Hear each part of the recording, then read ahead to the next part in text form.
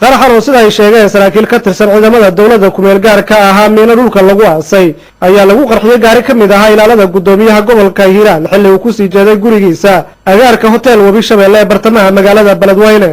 mid ka mid ah dadka goobaha ganacsiga ku leh goobta qaraxu ka dhacay ayaa BBC-da uga warramay sida ay wax u dhaceen iyo intay la eg tahay khasaarada uu indhihiisa ku arkay.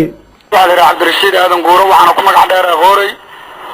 meesha uu qaraxa ka dhacay ayaana ka soo horjeedkeeda ayaa deganahay aniga khasaaro weyn ay soo gaaray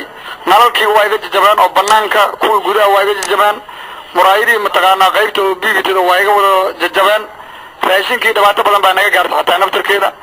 inta ishayda ay qabanayso dadka meesha ku geeriyoodan 4 qofood eeday in ka badan oo dhaawacana waa jirta oo mataqaanaa hadda meesha laga daadguraynayo ma garat baabuur kale la beegsan markaa oo meesha marayna baabuur oo ciidanka uu leeyahay dawladda kumeel gaarka u ahay Cabdibila aniga kulay gudaha ku jiray markaas laakiin sida ay mataqaanaa oo qaraxa u dhacay laamiga qarkiisa la geliyay kuwiyo kale mataqaanaa meesha ku yiiray shaqafkana ma ka kacay albaabka waa jajabay baalo oo biyo lagu cabo mataqaanaa fuusiyaal waa jajabeen dadka dhaawac markay ishayda ay qabanaysay hadaa qiyaasana adiga 25 ay dhamaayeen. inta loo yahay ilaa 6 qof ayaa ku dhimatay qaraxan maanta ka dhacay magaalada Beledweyne sida ay noo xaqiijiyeen ila kala duwan oo ku sugnaa goobta qaraxu ka dhacay. qaar ka mid ah meydadka iyo dadkii dhaawacmay ayaa la geeyay isbitaalka guud ee magaalada Beledweyne sida uu goorraway BBC-da uu sheegay agaasimaha guud ee isbitaalka magaalada Beledweyne Dr. Maxamed Xuseen Xalane oo qadka telefoonka aan kula xiriirnay.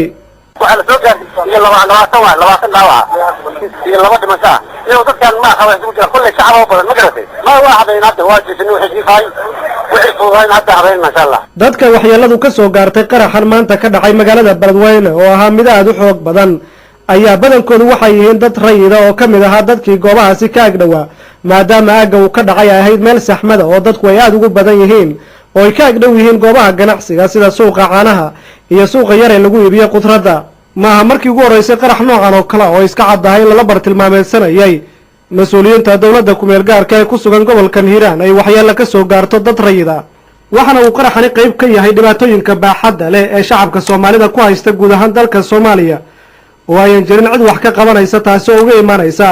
kooxaha isku haysta siyaasadda dalka Soomaaliya oo ay jirin cid ay u naxariisanayaan oo aan la ogeyn halka ay saldhigan doonto. ayaa la Xuseen Cabdi BBC Beledweyne.